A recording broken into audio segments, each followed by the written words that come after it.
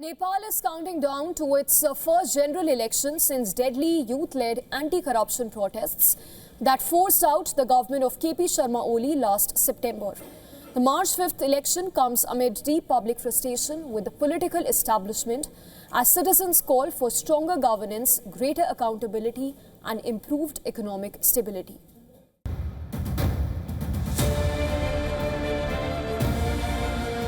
Nepal is counting down to a defining vote.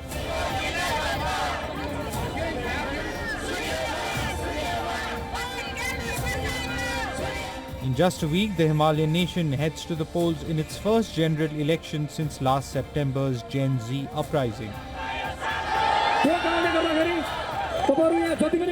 Displaced families, frustrated youth, and angry voters over economic hardship.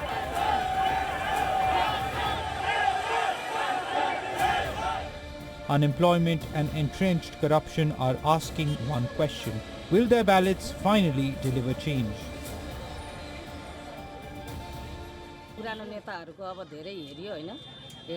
We have seen enough of the old leaders. They say one thing and do another and are deceptive by nature. Now the youth should move beyond this mindset and bring some change, even if it cannot be drastic. Let's break down some numbers for you. Nearly 19 million registered voters across Nepal's mountains, hills and plains will cast their ballots on the 5th of March. The election will fill the 275-member House of Representatives, in which 165 lawmakers are elected directly and 110 through proportionate representation. More than 3,400 candidates are in the fray, campaigning until the March 1st midnight deadline. About 30% of the candidates are under 40, while voters aged 18 to 40 make up 52% of the electorate. This also includes thousands of first-time voters as well. The Election Commission in Kathmandu has begun dispatching ballot boxes to districts.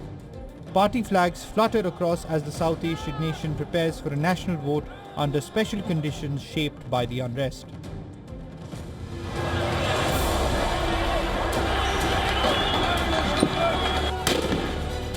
In September, anti-corruption protests erupted across Nepal.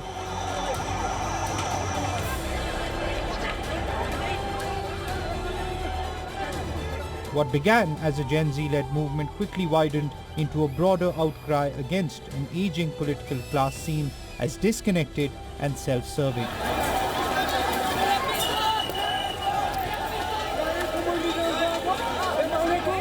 Demonstrations turned violent over 2 days, leaving 77 people dead.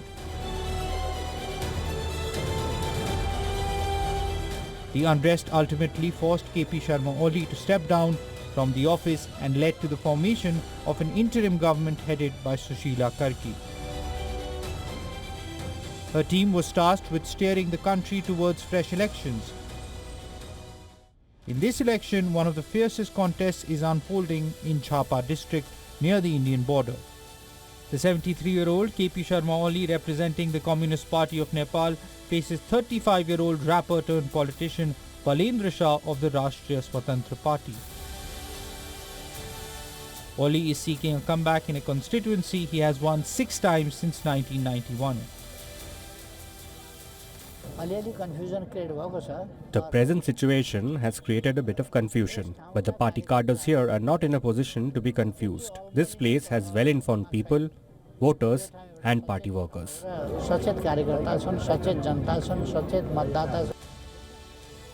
A defeat here could end Oli's national leadership bid, turning Jhapa into a bellwether for the clash between the old guard and a rising youth wave. I have decided to cast my vote for Balendra Shah to help make him victorious. I have hope in him. That is why I have joined the Rashtriya Swatantrata Party to support Balen's movement towards success. Balendra Shah shot to fame with rap songs on corruption and inequality. In 2022, he became the Kathmandu mayor and also the first ever independent candidate to win the position.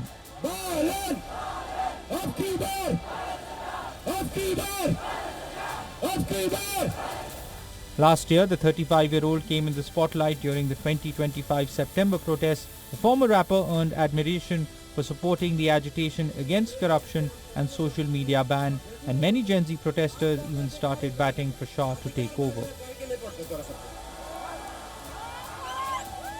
From one battle to another.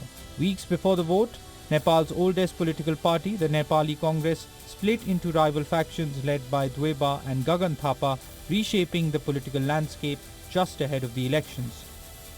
On the other hand, nationally, established leaders such as Pushpa Kamal Dahal and Sher Bahadur Deuba face growing pressure from younger challengers. Adding another layer of uncertainty is former King Gyanendra Shah, whose recent speech has sparked debate about stability and the possibility of renewed royalist sentiment.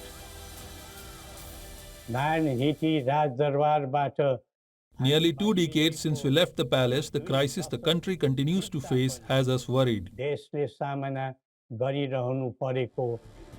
This election could also prove significant for sexual and gender minorities. On the campaign trail, frustration over governance, jobs, the Inclusive Socialist Party is fielding 6 candidates, most of them from the LGBTQ+ community. While Nepal has enacted progressive laws, including legal recognition of same-sex and transgender marriages, political representation has remained limited.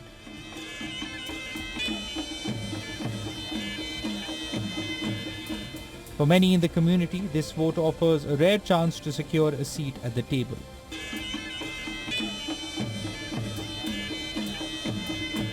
Interim Prime Minister Karki has said the vote must provide Nepal with a path forward.